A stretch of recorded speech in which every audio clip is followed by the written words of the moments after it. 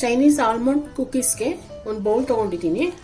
ಇದಕ್ಕೆ 50 ಗ್ರಾಮ್ ಬೆಣ್ಣೆ ಹಾಕೋಬೇಕು. ರೂಮ್ ಟೆಂಪರೇಚರಲ್ಲಿ ಇರಬೇಕು ಬೆಣ್ಣೆ. ಎಣ್ಣೆ ಒಂದು 50 ಗ್ರಾಮ್ ಹಾಕೊತಾ ಇದ್ದೀನಿ. ಇದಕ್ಕೆ 100 ಗ್ರಾಮ್ ಸಕ್ಕರೆ ಪೌಡ್ರ್ ಮಾಡ್ಕೊಂಡಿದ್ದೀನಿ. ಇದನ್ನ ಹಾಕೋಬೇಕು. ಚೆನ್ನಾಗಿ ಮಿಕ್ಸ್ ಮಾಡ್ಕೋಬೇಕಿದು.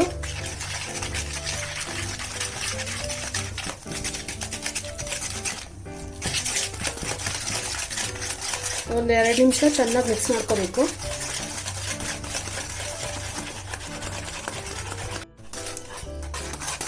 ಚೆನ್ನಾಗಿ ಕ್ರೀಮಿ ಥರ ಬರೋವರೆಗೂ ಮಿಕ್ಸ್ ಮಾಡ್ಕೊಂಡಿದ್ದೀನಿ. ಇವಾಗ ಮೊಟ್ಟೆ ತೊಗೊಂಡಿದ್ದೀನಿ ಒಂದು. ಇದರಲ್ಲಿ ಬೀಟ್ ಮಾಡಿಬಿಟ್ಟು ಅರ್ಧ ಮೊಟ್ಟೆ ಹಾಕೋಬೇಕು.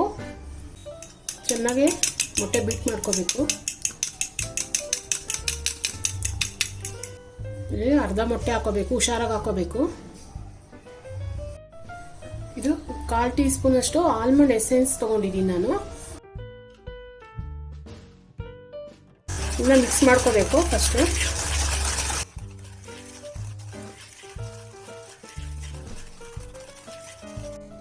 ಇವಾಗ ಇದಕ್ಕೆ ಮೈದಾ ಹಾಕೋಬೇಕು. 1 ಕಪ್ ಮೈದಾ ಇದೆ, ಅಂದರೆ 100 ಗ್ರಾಮ್ಸ್ ಇದೆ ಮೈದಾ. ಒಂದು 1/4 ಟೀ ಸ್ಪೂನು ಬೇಕಿಂಗ್ ಪೌಡರ್ ಹಾಕೋಬೇಕು. ಒಂದು 1/4 ಟೀ ಸ್ಪೂನು ಬೇಕಿಂಗ್ ಸೋಡಾ, ಅಂದರೆ ಅಡುಗೆಗೆ ಹಾಕ್ತೀವಲ್ಲ ಬಜ್ಜಿ ಬೋಂಡಕ್ಕೆ, ಇದನ್ನು ಜಲ್ದಿ ಆಡ್ಕೋಬೇಕು. ಒಂದು ಪಿಂಚು ಸಾಲ್ಟ್ ಹಾಕೋಬೇಕು. ಎಲ್ಲ ಮಿಕ್ಸ್ ಮಾಡ್ಕೋಬೇಕು.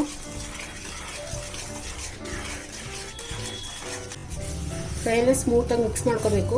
ಸ್ಪ್ಯಾಚುಲಾ ಇರುತ್ತಲ್ಲ ಈ ಥರ, ಇದರಲ್ಲೇ ನೀಟಾಗಿ ಮಿಕ್ಸ್ ಮಾಡ್ಕೋಬೇಕು. ಇದನ್ನ ಒಂದು ಬೌಲ್ಗೆ ಹಾಕೋಬೇಕು.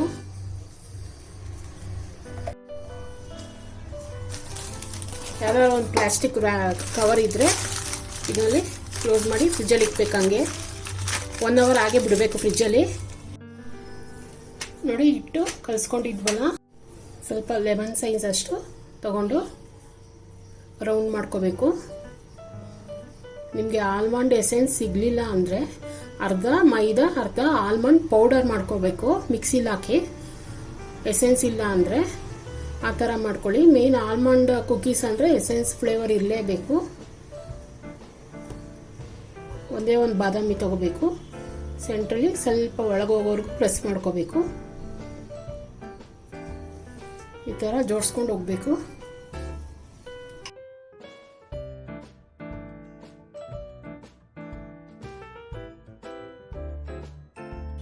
ದೂರ ದೂರ ಜೋಡಿಸ್ಬೇಕು.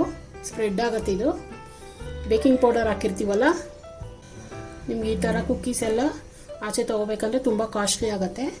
ಮನೇಲೇ ಈ ಥರ ಈಸಿಯಾಗಿ ಮಾಡ್ಕೋಬೋದು.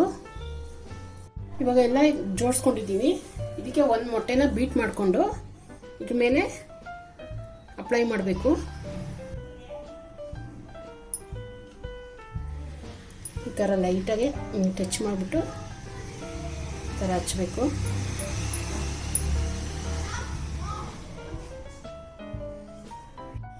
ಇದೆಲ್ಲ ರೆಡಿ ಮಾಡ್ಕೋಬೇಕಾದ್ರೆ 180 ಡಿಗ್ರಿ ಪ್ರೀ ಹೀಟ್ ಮಾಡ್ಕೋಬೇಕು ಅವನ್ನ. ಒಂದು 10 ಮಿನಿಟ್ಸು.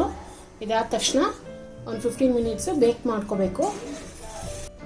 ಆಲ್ಮಂಡ್ ಕುಕೀಸ್ ರೆಡಿಯಾಗಿದೆ. ಸ್ವಲ್ಪ ಇದೆಲ್ಲ ತಣ್ಣಗಾದ್ಮೇಲೆ ತೆಗೆದ್ರೆ ಬಂದ್ಬಿಡತ್ತೆ. ನೋಡಿ, ಸುಮ್ಮನೆ ಟಚ್ ಮಾಡಿದ್ರೆ ಈ ಥರ ಬಂದ್ಬಿಡತ್ತೆ.